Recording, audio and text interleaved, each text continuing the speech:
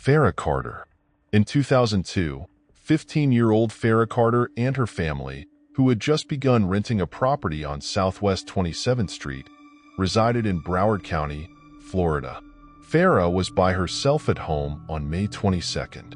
Her mother and sisters came inside later that day. They came onto something horrifying.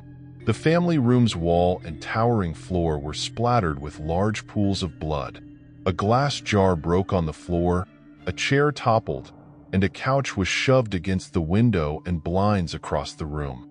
Her family discovered Farrah's death in her bedroom. She had been stabbed several times. Investigators discovered an ADP tour cap that did not belong to any family members inside a property, along with a shoe print. Investigators were informed by a man across the street that he witnessed Farrah conversing with a man at the front entrance the morning she was killed. The man had on a hat that matched the one inside the house.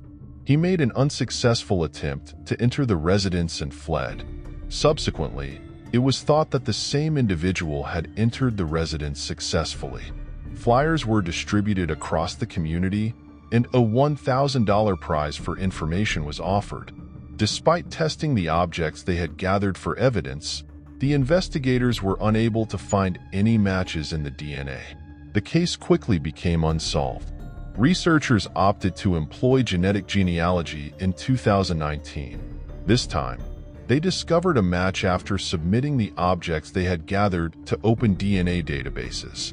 They eventually located Joseph Pollard, 56, who had a lengthy history of abusing women.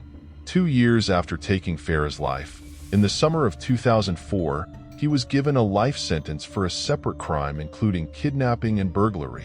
He had committed other crimes prior to that one, but he had never been imprisoned for an extended period of time. He was on probation and a free man in May 2002 when he went to Farrah's house to take their lives.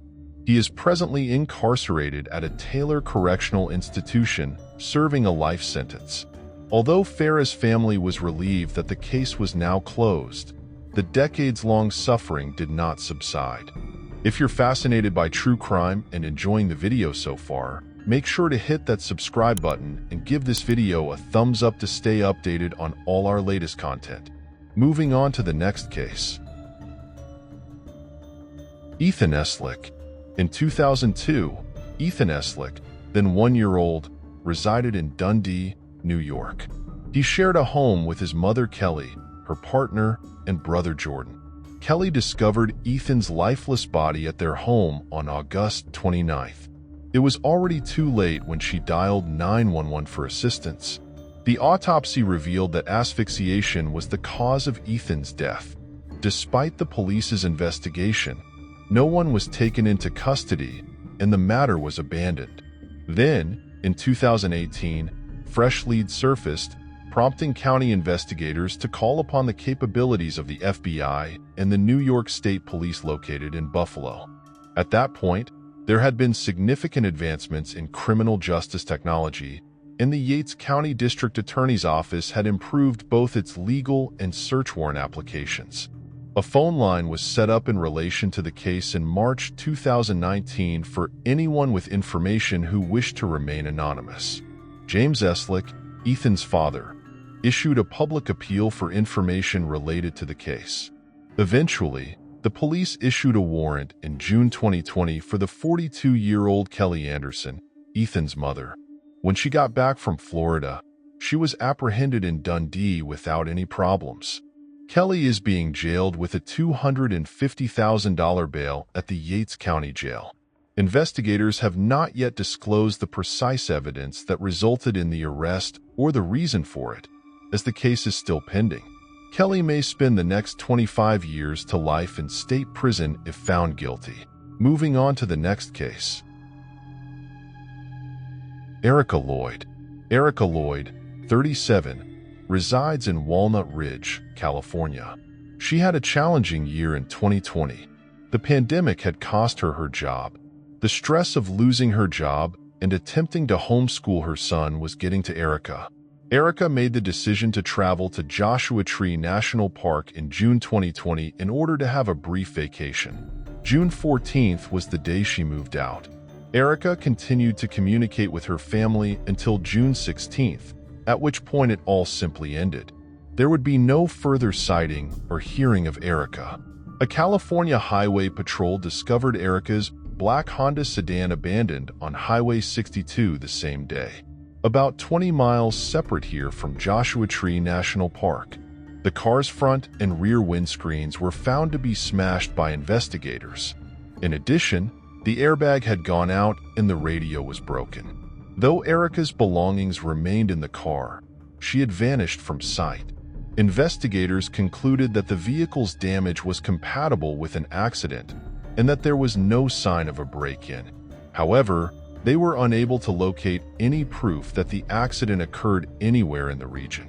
Given that Erika's belongings were still in her car, investigators did not think she had stayed at any of the surrounding campgrounds. There was no indication that campers had visited the area. Family members of Erika were concerned that she might have lost her way following the potential vehicle collision. An individual by the name of Doug Billings was sent in to assist investigators in their search for any indications of Erika in the vicinity. When it comes to the caves and mines in the area, Billings is an authority. He helped when Erin Corwin vanished from Joshua Tree National Park in 2014. Later on, her remains would be discovered in an abandoned mine. Hikers in Wanderer Valley discovered human remains close to Danby Road and Amboy Road in January of 2021. The distance from where Erika's car was discovered is only a few miles. The identification of Erika Lloyd's remains has been confirmed by investigators. Though the inquiry is still underway, it is still unclear what exactly happened to her. Colin Lloyd, Erika's brother, posted this on the Bring Erika Home Facebook page. After learning that Erika's remains had been identified, I must say with sad heart that my sister Erika's remains have been recognized by the San Bernardino County Sheriff's Department. I cannot simply tell you all of this, and neither can any of us simply take it in. I hope that we can all pull in a bit closer, support one another, and remember more frequently that we have each other's backs with unending love and open arms. It's what her wishes would have been. It is the essence of her personality. The fact that these two instances remain unsolved is annoying. Nonetheless, the fact that the Heiser and Lloyd families can now at least feel some sort of closure is cause for gratitude. Moving on to the next case. David and Cinnamon Brown. In a fit of uncontrollable terror, 32-year-old Garden Grove, California resident David Arnold Brown dialed 911 on March 19, 1985. He reported to the dispatcher that Linda, his 23-year-old wife, had been shot in their bedroom. When the crime happened, she was sleeping by herself. It was precisely how David had described it when the cops got on the scene. His wife was lying in bed, her chest pierced by 2 bullets. It had been a close-range shot. She passed away not long after getting to the hospital, when she was still alive. David informed the police that he had left the house earlier that day because he was tired of Linda and his 14-year-old daughter Cinnamon fighting all the time when they were questioned where he had gone. Authorities started searching for Cinnamon a few hours after Linda passed away. She was found soiled in her own vomit and urine in the family's backyard, behind a dog kennel. In her palm was a rumpled paper that said, "Dear God, please forgive me. I meant no harm to her." Despite having consumed a lethal combination of drugs, Cinnamon was discovered just in time and managed to survive the ordeal. But after her recovery, she was accused of killing her stepmother and sent on trial. The 14-year-old entered a plea of not guilty due to insanity. Deputy District Attorney Mike McGuire, who was the prosecutor, called the murder cold-blooded and asserted that the adolescent killed herself because she was despondent and upset at Linda's promise to kick her out of the family home. Strangely, investigators learned that although other family members said that Linda and Cinnamon got along well, David, the 14-year-old's father, testified during her trial and accused her of committing the heinous act. David stated that Cinnamon had discussed suicide and that his daughter had been irritable for weeks before to the killing. He also mentioned that the night before the incident, he had shown her how to use a rifle. Cinnamon's defense persisted in arguing that she was insane in the meantime. Manuela Brown, the child's grandmother, would testify that the young girl had made up imaginary companions and had been unhappy at her parents' divorce and her father's marriage to Linda. According to Cinnamon's mother, Brenda Sands, the 14-year-old had called her a week prior to the murder to tell her that she felt like she was going crazy because everyone was arguing in the house. She didn't think her kid was at fault because everything happened so quickly. Back then, I didn't think everything was examined. She's a really lovely, courteous, and sweet girl. All she wanted to do was be kind to other people. Cinnamon was convicted of first-degree murder in September of 1986. Despite being given a 27-year term for state prison, she was lodged with the California Youth Authority due to her advanced age. Here, she exercised, did needlepoint, and worked quietly on the computer. It was said that she was a quiet girl. Usually, when questioned about the day of Linda's murder, she would claim to have no memory of the incident. However, she would stick by her and her father's version of events when contacted by a detective who was still investigating the case because he didn't think Cinnamon was guilty because of contradictions in the story. Cinnamon felt she could no longer stand it after they had been silent for about a year. She learned that her father was living it up, having purchased a $350,000 house soon after Linda passed away, then another house in Anaheim. He had also purchased a motor house and 3 new cars for himself. In addition, it came to light that David had secretly wed Linda's younger sister, Patricia and Bailey, not long after his daughter was found guilty. About $1,500,000 was what he had gotten from Linda's life insurance. While the two led opulent lives, Cinnamon withered away in prison. At last, she lost her temper. Cinnamon disclosed to the detectives still investigating her case that her father had asked her to murder Linda on his behalf. He claimed that Linda was a mafia member, as was her twin brother, and that they intended to murder David and Cinnamon in order to take over his business, data recovery. Upon conducting additional investigation, the authorities discovered that David had 4 insurance policies on Linda at the time of her passing. Stated that in order to make the crime appear to be a murder-suicide, her father had instructed her to create a suicide note. After the shooting, he gave her a pill cocktail and instructed her to take it. 3 years after the murder, David was detained and accused of the crime in light of this new knowledge. He was also supposed to convince his daughter to accept responsibility. It was alleged that he had persuaded her to agree by stating that she would not have to do any jail time because she was a minor. During a preliminary hearing, Cinnamon testified before the court, claiming that she killed for her father out of love for him. She claimed that although David desired Linda's death, he lacked the stomach for it. In the meantime, David's defense team attacked the adolescent, claiming that she had falsely accused her own father in order to get her release. They also said that the prosecution was leading her through her testimony and that she talked too softly. Cinnamon claimed that David had informed her that she would do it if she truly loved him. Following the revelation that Patricia, Linda's sister, was also aware of the scheme, Cinnamon clarified that the 3 of them had devised numerous methods to execute it. They debated whether to toss an electrical device into the water while Linda was taking a bath, smack her over the head with a blunt item, or force her out of a moving car. One night, David awoke the 2 females and instructed them to complete the task right away. Patricia loaded the murder weapon and gave it to Cinnamon as the 32-year-old was leaving the house. Patricia, the 17-year-old, told the younger girl to just go into the bedroom and shoot. Since Linda was not killed by the first round, Cinnamon fired again. She remained silent this time. Patricia, who was 20 at the time, was charged with murder and conspiracy in juvenile court for her involvement in the crime.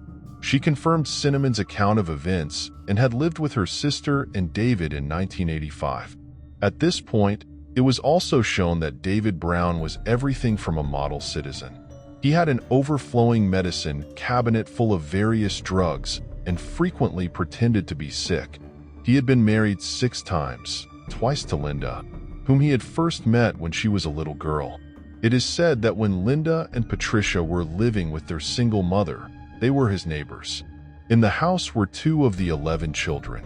David urged the ladies to assist clean and maintain his house at the time, claiming he had cancer. After Linda and David got married in the early 1980s, Patricia moved in to get away from her crazy mother at home. Here's where David started harassing her. David attempted to hire a hitman to kill Patricia, the district attorney, and the investigator who had followed up on the matter following Cinnamon's conviction. It was revealed prior to the start of David's trial. He had his brother give over $23,000 to an old cellmate who promised they would arrange it. But in reality, the cellmate was assisting the police. David was charged with 3 counts of conspiracy to commit murder, 3 counts of solicitation to commit murder, subordination of perjury, solicitation to commit perjury, and conspiracy to conduct arson after making this mistake. Patricia was sentenced to fewer than 4 years in a state juvenile facility for her involvement in the killing after entering a guilty plea to first-degree murder in juvenile court. She acknowledged to David on the witness stand that she had been in love with him, saying, "I wanted Linda dead. Although I love Linda, my true love was David." Meanwhile, Cinnamon was granted parole in February 1992. After his trial, her father received a life sentence without the possibility of release in addition to 6 years for additional accusations that were later dismissed. At age 61, he passed away in jail in 2014. Moving on to the next case. Janet Smith. On June 25, 1902, Janet Kennedy Smith was born in Perth, Scotland. Her father was British and employed as a railway fireman. Her mother was Norwegian. Janet, then 11 years old, traveled to London with her family, where she worked as a nursemaid after graduating from high school. At the age of 21, she was employed as a nanny in 1923 for Frederick and Doreen Baker, a wealthy couple who belonged to the social elite. Janet worked as a carer for Rosemary, their newborn daughter. Frederick traveled frequently because he operated an import company. The Baker family relocated to Paris, France during the course of the following year before relocating to Vancouver, Canada. Janet worked for the Baker and moved with the family on both of these occasions, receiving $30 a month. They also said they would purchase a return ticket for her to England whenever she desired. At first, the family resided in Vancouver's upscale West End neighborhood. They did, however, move into the house of Frederick's brother Richard and his wife Blanche in May of 1924. It was said that at this time, Richard and Blanche were vacationing in Europe. The family first met Wang Fun Sing, a Chinese houseboy who may have been as old as 27, but he was probably around 25. Sing allegedly had a wife, but he fell in love with Janet right away. He had given her expensive things, such as a silk nightgown, which she wrote about in her diary. It is unknown how exactly the two interacted, although Janet's acquaintances would later testify that she had confided in them about her fear of Sing. Sing heard a loud noise in the kitchen on June 26, 1924, as he was peeling potatoes. He looked out the window, thinking it was the automobile backfiring, but there was nothing there, so he checked the basement. He discovered Janet's corpse, 22 years old, downstairs. There was a .45 caliber revolver on the ground close to her right hand, and she had a gunshot wound to her temple. In a panic, Sing called Frederick Baker, who promptly went back home and verified Janet's death. Constable James Green of the Point Grey Police Department led the subsequent investigation, or lack thereof, after authorities were summoned to the scene. It was an inquiry doomed from the outset. Green destroyed any additional prints that might have been on the pistol as soon as he handled it, which was the weapon that Janet had reportedly used to shoot herself. And the place looked suspiciously clean. Neither blood nor brain matter were present. However, investigators didn't find this strange for some reason. Two other intriguing hints in the case were that Janet's skin was free of powder burns, and that the back of her skull appeared to have been smashed by a blunt object. Green declared the 22-year-old's death to be a suicide in spite of these irregularities, and he gave the undertakers instructions to embalm the body. Naturally, this was another rare step because, in cases of violent deaths, embalming the body happened after the autopsy, not before. During the embalming process, the undertaker observed multiple inexplicable burn marks on Janet's side of the body. It was found at this time that Richard Baker, who was still outside the nation at the time, was the owner of the revolver. A physician called Doctor examined the 22-year-old's body after the embalming procedure was finished.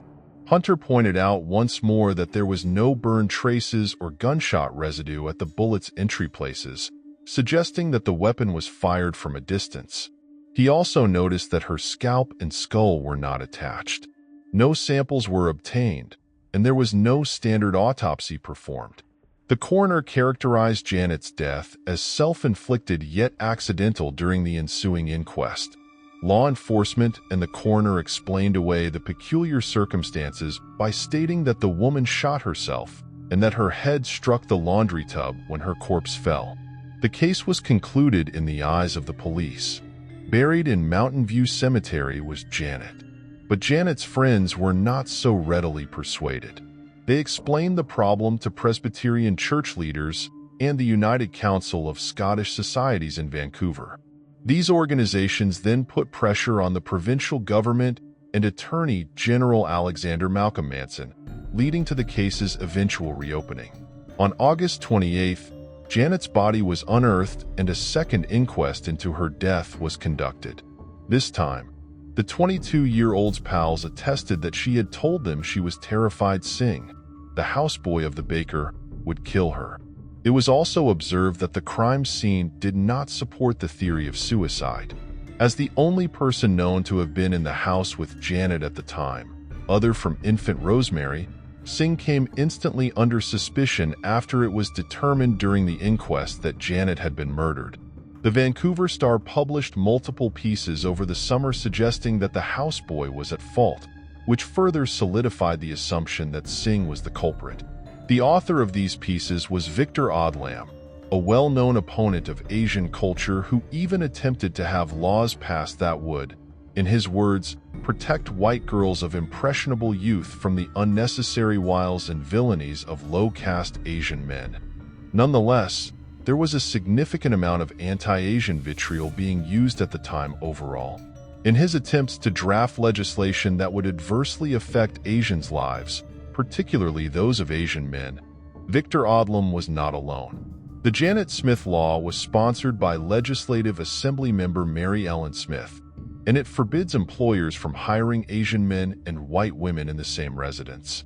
Nevertheless, because it contravened the 1911 Anglo-Japanese Treaty, which forbade legislation that discriminated against the Japanese, this bill was never passed. Inspector Cruikshank was assigned to supervise the case by Attorney General Manson. In turn, Cruikshank hired Oscar Robinson, a private eye, who devoted much of his time to following Singh and monitoring his movements. Singh went to Chinatown sometime after the second inquest, and two men in a big black car grabbed him while he was standing on a street corner with his buddies, shoved him into the back seat, and drove off.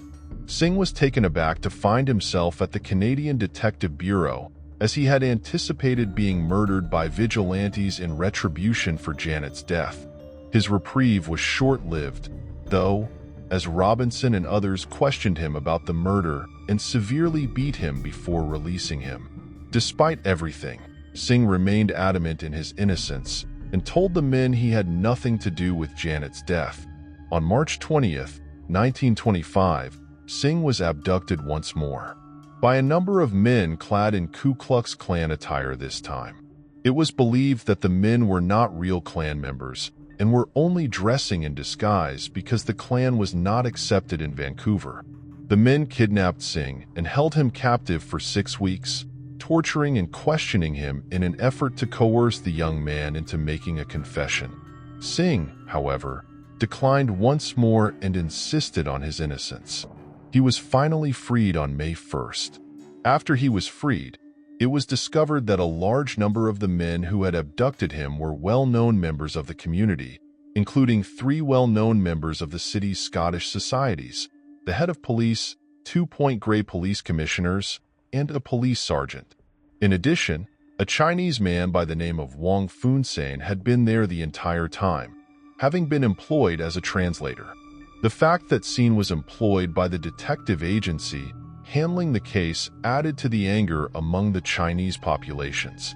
Additionally, it came to light that Attorney General Manson knew about the men's scheme but did nothing about it, even though he issued the warrant enabling authorities to arrest Singh when he was freed from captivity. It seemed he had hoped the others would win and the case would be closed. While the detective and his son were found guilty, the jury made a strong recommendation for leniency. One of the guys engaged in the kidnapping entered a plea of guilty to kidnapping. In a highly contentious decision, the government decided not to prosecute any additional Point Grey police officers in relation to the incident, and the other officers were found not guilty of any crimes. Manson's career was permanently ruined by his involvement in the plan, even though he did not face any consequences. Singh was tried for Janet's murder shortly after, but the case was quickly dismissed for lack of evidence. He then resumed working for the Baker family until his return to China or Hong Kong in 1926. While many people think Singh committed the murder, there was another rumor that started when one of the witnesses came forward and said she had been to an intoxicated sex party at the Baker's house, where Janet's head had been shattered. The only reason she was shot was to try to hide the first crime. According to local rumors, a gang of young, wealthy men killed the 22-year-old after sexually assaulting him and bribing the police to assist cover up the crime. Although Frederick Baker refuted the claims that he had thrown a sex party, Scotland Yard said that he had smuggled drugs, rendering him an untrustworthy witness.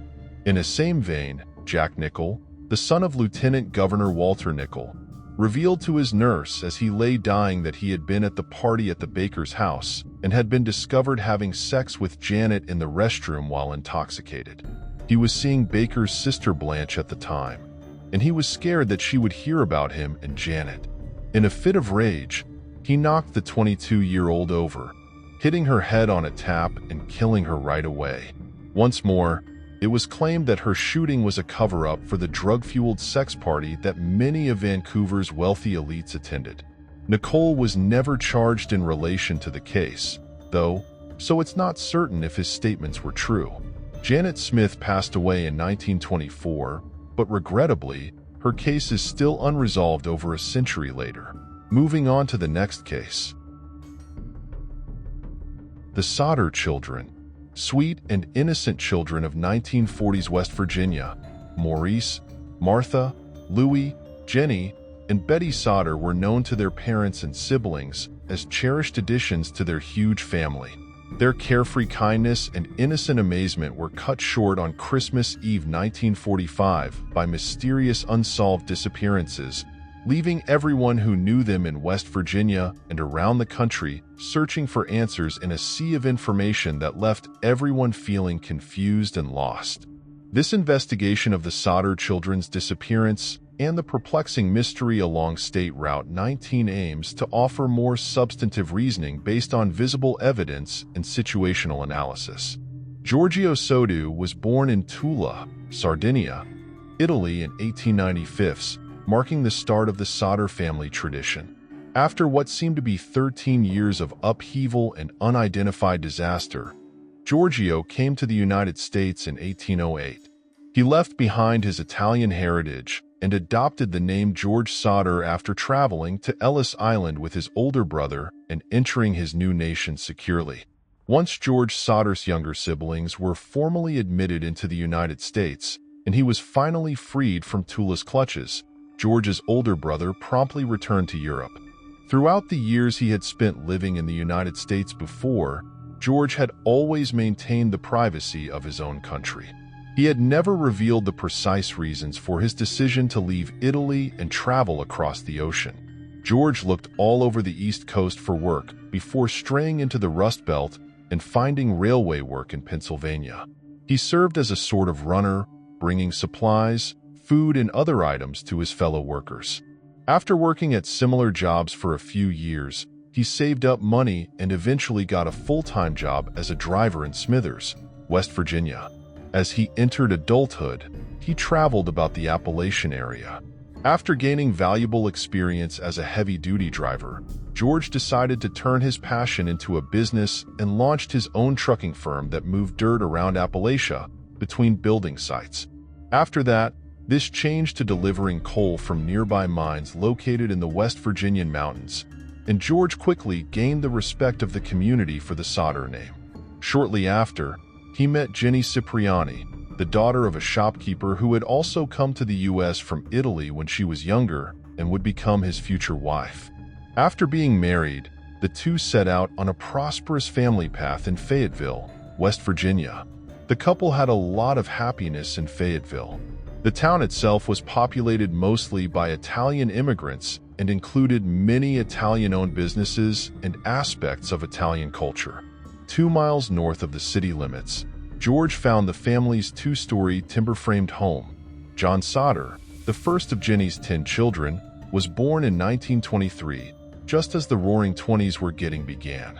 George seen his trucking business take off with unheard-of success for such a small community as additional children were born. The Sodder family rapidly became one of the most well-respected middle-class families in the area as they expanded in both size and wealth. One of the residents said that as the 1920s gave way to the Depression in the 1930s, new babies kept coming. Still, the Sodder family persevered despite national social turmoil and economic downturns. Jenny and George didn't even blink. In actuality, George's strong will and unwavering opinions on contentious issues were the only things harming the Sodders' reputation. His strong views on being patronizing to certain locals, especially when it came to Benito Mussolini, caused a few relationships with the Italian-American community to fall apart. In spite of all the good and bad things that have been said about the Sodder family, George and Jenny brought 10 children into the world, 5 boys and 5 girls, in 1943. John, Joseph, Marion, George Jr., Maurice, Martha, Louis, Jenny, Irene, Betty, and Sylvia. They managed to manage a sizable clan in a modest country lifestyle while living in a 2-story home. The children got along well despite their different ages and generations, each bringing their own personalities and special hobbies to the dining table each night. The Sodder kids never failed to make an impression on their instructors, peers, and parents. Everyone in the West Virginian hamlet would agree that the Sodders left behind a legacy of tenacity, constructive change, and boundless potential that sprang from those kids. Rather, tragedy slowly seeped out of the unfortunate people residing in that 2-story timber house of possibility right before the holidays peaked in 1945. The fascist reign of Benito Mussolini came to an end when he was executed in Italy on April 28, 1945, by Italian forces.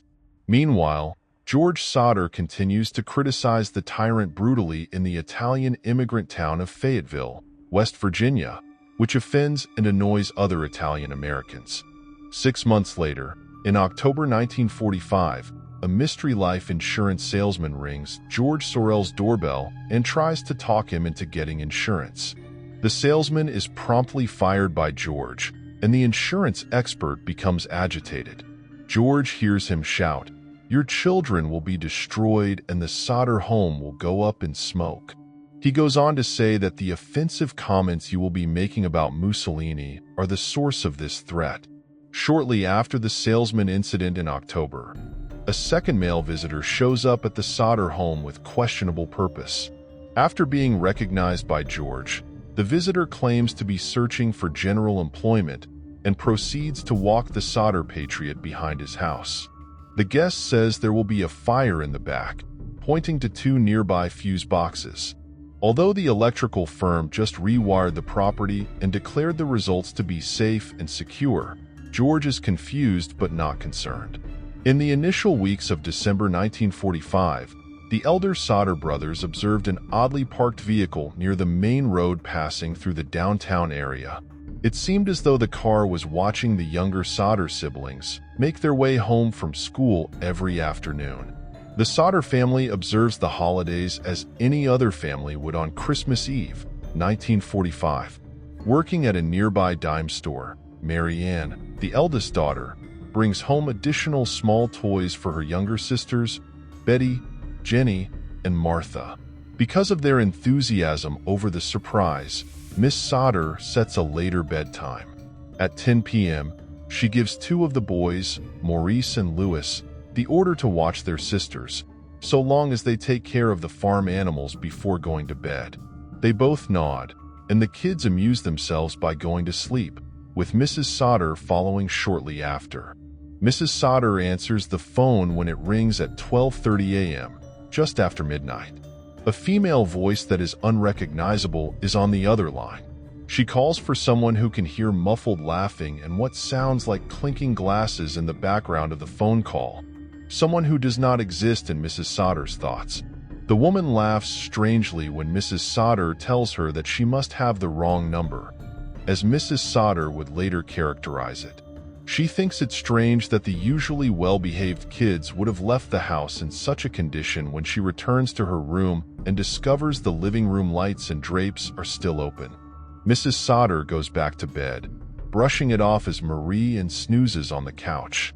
Only half an hour later, at 1 a.m, something strikes the house's roof and reverberates inside with a loud thud and a rolling noise. Mrs. Sodder wakes up to look into it once more. She returns to her sleep, though, only to be met by quiet. After another 30 minutes, at approximately 1:30 a.m., that's Miss Sodder waking up for the third time. When she smells smoke, she runs to her bed.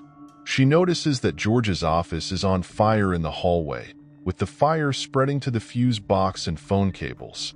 Jenny doesn't waste any time in waking up her father, who then tells his two oldest sons. In the ensuing minutes, George, his spouse, their daughter Marion, their sons John and George Jr., and the young child Sylvia all manage to flee without harm. They can't get up the flaming stairs to save the other kids who are sleeping in the attic, so they try calling out to them. The immediate aftermath is one of panic as well as turmoil. When Mary Ann tries to call emergency services using the family phone on the ground floor of the house, she discovers that it is inoperable. So she dashes to the neighbor's house to borrow their phone to call the fire brigade. At the same time, a motorist on a nearby road notices the fire across the street and proceeds to a bar in order to personally phone the fire brigade. It was later discovered that the driver never calls 911, most likely because of a malfunctioning phone. Rather, a bystander witnessing the fire or the Sodder's neighbor dashes onto the town square and dials 911 from downtown Fayetteville. In the meantime, every last-minute scheme the Sodder family devises fails because of unfavorable events. First, disregarding the injuries and bloodstains from the incident, George scales the house in his pants and smashes an attic window. He needs a ladder to help him climb inside, though, and in an odd turn of events, the ladder that is typically placed against the house is nowhere to be found, even after George and the two older lads made a strong push. Then, the jubilant soldiers decide to use their water bucket to douse some of the house fires, but they find the water has frozen and is of no use. When George finally tries to bring his work trucks up alongside the siding to the house and climb up there instead, the vehicle's engines refuse to start. The Sodder family, thinking the rest of their children are trapped inside and will undoubtedly perish in the fire, watches helplessly as their devoted home burns to the ground for the next 45 minutes on Christmas Day, early in the morning. Eventually, the fire department shows up on the site the next day. They attribute their delayed reaction time to the impacts of the war, a shortage of workers, and the incapacity of the overnight fire chief to operate the fire truck. Christmas 1945. The fire had subsided by 10 a.m., and the firefighters are combing over the burn area. They say the missing youngsters are dead even though they supposedly find no bones. There are conflicting reports claiming the firefighters discovered organs and bones that morning, but these reports are never verified, and experts subsequently claim their 10 a.m. search was ineffective. Nevertheless, after finishing their investigation, the firemen determined that the Sodder children's remains were entirely incinerated. The fire was hot enough to remove any remnants from the scene, the disaster erasing years of legacy building for the Sodder family. But the surviving members are already starting to doubt the official conclusions about the end of the fire. A sudden interest in learning more about the true fate of the departed kids and the potential that they just vanished. The surviving members of the Sodder family were increasingly doubtful of the entire home fire inquiry as the days, months, and years passed.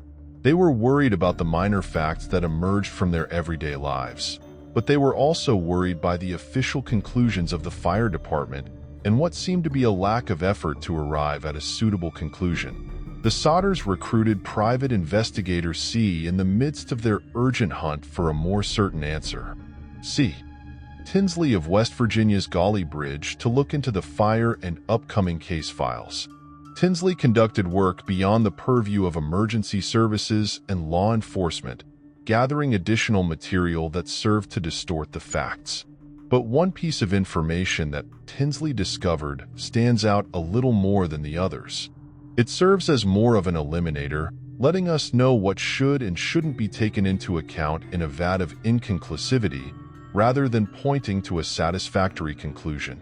While Tinsley was scouring Fayetteville to gather information from rumors and murmurs, he often overheard a recurring rumor about Fire Chief F.J. Morris finding a human heart after the Sodder House fire. They found no remains even though they tied the family. Morris allegedly took the heart personally, packaged it, and stored it in a metal container buried someplace in West Virginia, according to the rumors. After following up on the tip, Tinsley discovered that Morris had allegedly confessed to a prominent local religious person. George Sodder personally went over to the clergyman who attested to Morris's confession. Chief Morris gave in to his shame when George and Tinsley caught him in a lie during their interview. He led the two guys to the metal box's last resting place and displayed the heart he had discovered in 1945. The plot twist emerged when the ancient heart was brought to a funeral director in West Virginia in the days that followed. After the funeral inspector examined the organ, he discovered that it was not a heart at all, but rather beef liver with no fire damage or scarring. This indicates that Revet Chief Morris did not obtain the organ from ground zero on the Sodder property. More rumors circulated in the community after the beef liver hoax, stating Morris had acknowledged to using the organs to deceive the Sodder family into thinking their children had actually perished in the fire. These rumors aligned with his unit's original report. Therefore, even though the buried tin can heart had no direct bearing on the missing children's recovery, it did, in the big picture, highlight one crucial element: that the fire department was prepared to genuinely fabricate a body part in order to prevent more conspiracy, suspicion, and their own lack of faith, and that their assertion that the children were burnt totally in the fire was, at best, conjecture. It casts a great deal of doubt on those who were supposed to exercise due diligence in determining the destinies of the 5 children who were left inside the burning house. How can anybody else, much less the actual living relatives, be confident the children were killed in the fire if the fire chief wasn't? It compels us to consider who else might know something, or worse, be complicit in what might be more than a chance fire. Rather, a violent act of arson motivated by a desire to murder or, odd still, kidnap 5 innocent people. Recall the insurance salesman who, a few months prior to the fire, threatened George Sodder after learning of his remarks about Mussolini. He was among the initial dubious individuals that Private Investigator C focused on.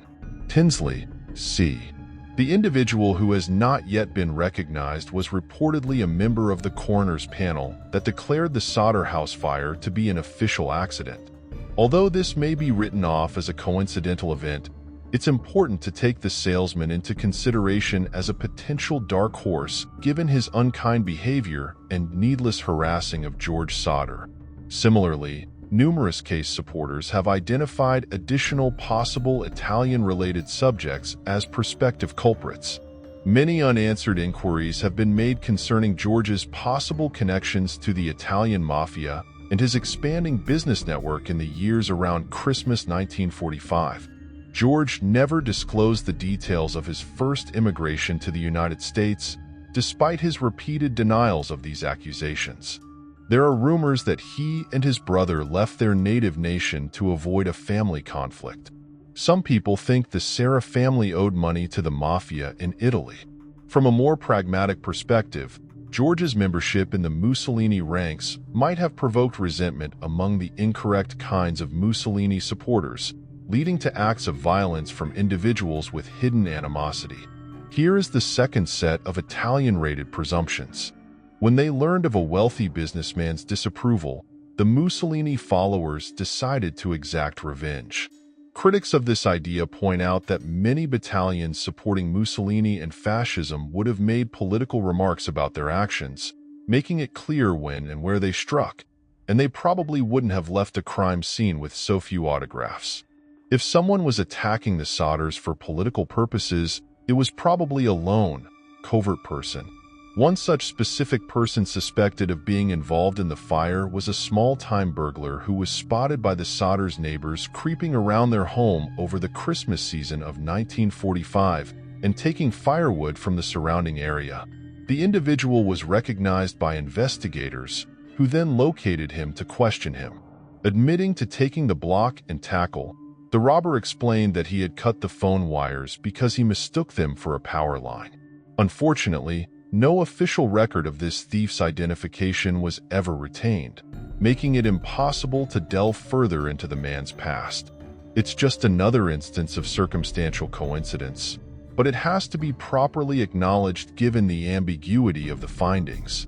The most popular idea surrounding the tragedy of the Sodder Children challenges whether Maurice, Martha, Louis, Jenny, and Betty even perished at all. Many amateur detectives speculate that the 5 children were abducted and either aborted to a different fate or aborted to an entirely new universe where they were raised, rather than dying in the fire.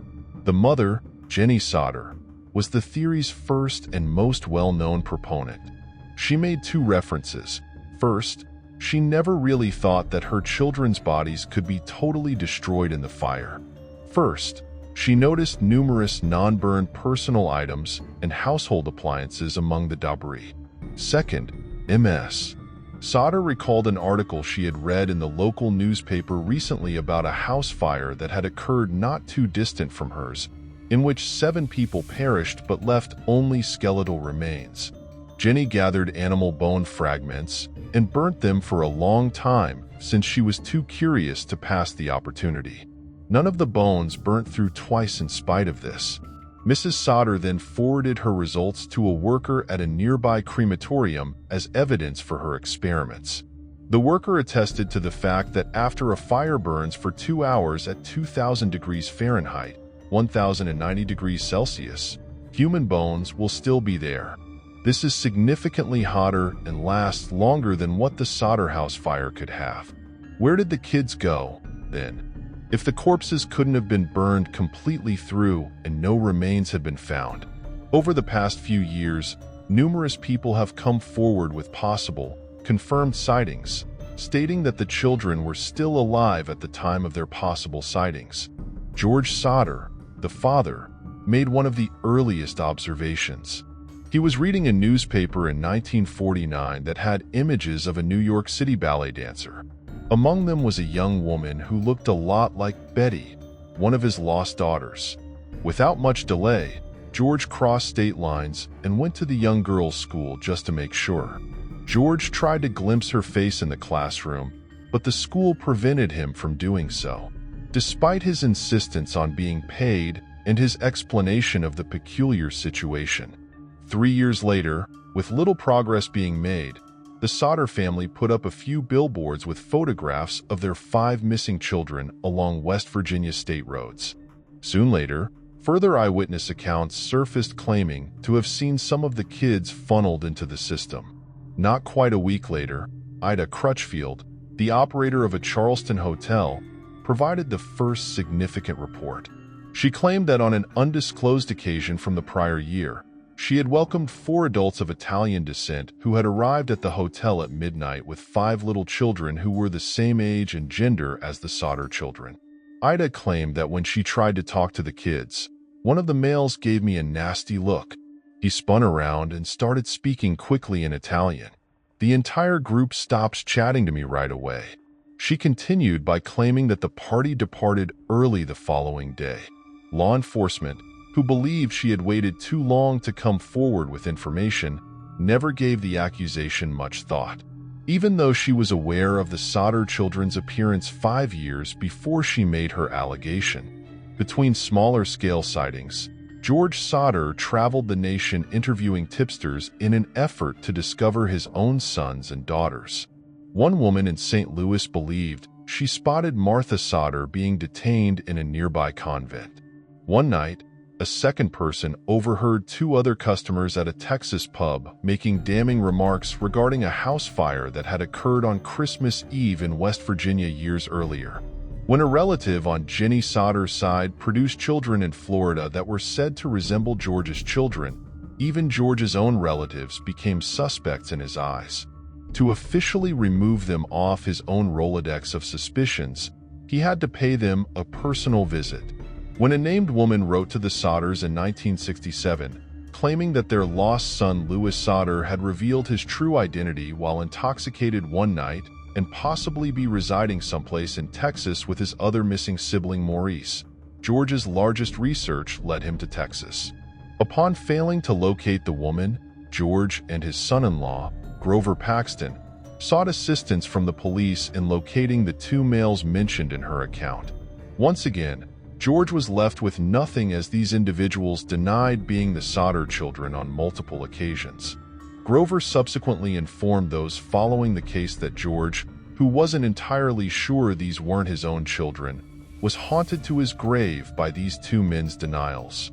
Out of all the sightings and witness accounts provided by outsiders, 1967 yielded the most concrete proof of the Sodder children's survival that any member of the family has ever seen or heard of.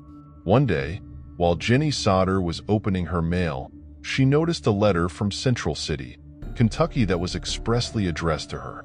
No return address or other hints were included. Jenny opened it and saw a picture of a young man who looked to be in his late 20s or early 30s. His face traits matched those of Louis, the missing Sodder boy, who, had he survived, would have been around that age. Jenny discovered the following writing on the picture when she turned it over. Louis Sodder, I love brother Frankie. Young boys a 90132 or 35. Encouraged by their renewed optimism, the Sodder family hired a second private investigator to travel to Center City and look into the letter's origin. However, the PI never returned to Fayetteville, leaving the family unable to get in touch with him. One of the most intriguing parts of the whole case is this. Their investigator vanishes and is never heard from again, just as the family is about to locate the sender after receiving a sizable tip in the mail. The most dubious theory that is currently circulating holds that the image actually shows Louis, who was sending a desperate hint while maybe still under duress, and that the man dispatched to find him met the same end and died. The Sodder family's hearts were won over by the camera shot, even though it will never be possible to confirm who is staring through it. They placed one on the mantle at their new house and added the picture on the billboards along the highway. Many of the family's own hands-on investigations came to a stop in 1969 when George Sodder passed away, 2 years after the mystery surrounding the unidentified photos. The Sodders have even less hope than they did in the winter of 1945 as the sightings and speculations begin to taper down as well. The 2 remaining ideas, that the children were taken somewhere else or that they died in the fire, are split fairly evenly. One may argue for or against each of their polarities, but neither one seems to have much more traction than the other. Reporters and experts have offered their fair share of insights and conclusions regarding the case, and even when they publicly state that the Sodder children most likely passed away on Christmas Eve night, They leave open the possibility that the 5 children could have survived, and that it would not come as a shock to learn that they were still alive in 1946 at the beginning of the new year. Prior to disclosing our conjecture of the circumstances and factual background surrounding Maurice, Martha, Louis, Jenny, and Betty Sodders, we only have access to the same data that is shown in each video, and we make no effort to provide certainty or an expert guarantee regarding the conclusions we draw at the end. All we do is watch research and write about it. Regarding the specifics of what transpired on Christmas Eve, 1945, we think that deliberate or malevolent arson caused the fire. The Sodders' Christmas lights weren't illuminated and operational during the early phases of the fire, so the fire department's assertion that an electrical issue was the cause of the fire doesn't make sense. If the coroner's jury's claim about defective wiring caused the flames, the house's power would have been cut off, and the outside lights should not have been left on. Additionally, there were hints that, after the fire had started, someone else was deliberately hindering the Sodders' ability to enter the attic. Taking into account that the ladder, which was normally leaning against the house, was situated roughly 75 feet away from the property at the base of an embankment. At an unknown time that evening, a bus driver who had passed the Sodder property spotted 2 individuals hurling fireballs at the house. In the spring of 1946, Sylvia Sodder came across a firm rubber ball-like object in the brush on the Sodder farm. It had the appearance of a hand grenade or pineapple bomb. Recall that just before to the smell of smoke entering the building, Jenny Sodder heard a thump on the roof of the home and then a rolling sound, like a ball rolling down a sloping roof. Taking everything into account, there was too much evidence still present at the site to rule out arson. Regarding the 5 Sodder children's deaths, we think they managed to flee the attic before they were consumed by the flames. Apart from the earlier research and accounts stating that no bones or remains were discovered in the ash, a second excavation was conducted in 1949 and nothing was discovered to support the alternate theory. A dictionary, a few coins, and human vertebrae were discovered during a much more thorough dig conducted in August of that year by Washington, D.C. pathologist Oscar Hunter. Marshall T. Newman, a researcher at the Smithsonian, examined the bones and discovered that they belonged to a single person who was between the ages of 16 and 22. Maurice was the oldest missing child. He was 14 years old at the time and was found not to be the carrier of these particular bones. Additionally, Newman discovered that the bones had been in the dirt brought into the site after the house fire and had not been exposed to heat. Experts surmised that they originated from a West Virginia cemetery close to Mount Hope and were returned to the family in December 1949, never to be seen again. Thus, it is exceedingly implausible that the children's bodies burnt along with the other possessions if 2 professional excavations were conducted and not a single trace of the buried victims' physical remains was discovered. Regarding the Sodder children's true destiny, it's safe to conclude that the rest of the family, whether it be gangsters or disgruntled Italian-American neighbors, was correct when they believed they had been abducted or taken against their will. As absurd as it may sound, the remaining Sodder siblings think that 5 of their father's children were abducted by the Sicilian mafia after they refused to comply with their demands for money. This explains George's complete silence on his tragic childhood and his flight from Italy. The kidnapper guaranteed the safety of the kids trapped in the attic and knew who was organizing the arson. Recalling the condition of the house on Christmas Eve, with the curtains drawn, the lights on, and the children's whereabouts upstairs never verified by Mrs. Sodder herself as midnight approached. The notion that a stranger was inside the house and that the 5 children had been taken away is supported by no evidence. It's possible that they were brought to Italy knowing that their relatives back home would be in danger. The reason behind their prolonged silence following the catastrophe, should they attempt to get in touch with them again. About the purported 1967 photo of Louis Sodder, one significant hint lends credence to this notion. The digits scrawled on the paper's reverse side, such as 9000 and 132 or 35, might be postal codes. 90132 is located in Sri Lanka and is probably a mistake. But if you replace 32 with 35, the zip code for this is 90,135, which is in Italy. Is Lewis perhaps dropping signals as to where he is right now? When everything is considered, it is impossible to ignore the fact that the Sodder children wouldn't go unnoticed if they were still alive is likely the strongest indication that they survived. Perhaps in the future, a more efficient way to locate the man in the mystery portrait of the core city will allow someone to visit these sites. Whatever the case, the catastrophe that befell George, Jenny, and the children who were still alive was unlike anything that had ever occurred in a little West Virginian hamlet before. All 5 of those children had a lifetime of unrealized potential ahead of them. Their legacy was just getting started, having been successfully raised by George and Jenny and ripened by their pedagogical guidance. Maurice, Martha, Louis, Jenny, and Betty Sodder were the future of not just their family but also of Fayetteville and the United States in general. They were well liked by the majority of the community and were on their way to establishing their own successful careers. Whether or not they passed away or vanished is secondary to the fact that everything that occurred was unfair, unjust, and should serve as a warning to everyone about how fleeting life is and how valuable it is. The only living member of the original Sodder clan is Sylvia Sodder Paxton. She still has a great deal of trust in discovering her missing siblings, or at the very least learning their official fate. Perhaps this case's revival will allow her wishes to be fulfilled. With resiliency and persistence, the remaining family members' dying hopes were realized. We will keep looking for answers for the 5 souls that were kept in the dark on Christmas Eve 1945 until then.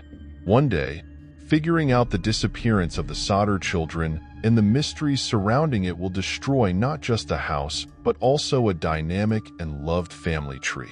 Thanks for watching. We hope you enjoyed exploring these intriguing cold cases with us. If you found the video fascinating, don't forget to give it a thumbs up and subscribe to Cold Case Mystique for more deep dives into unsolved mysteries.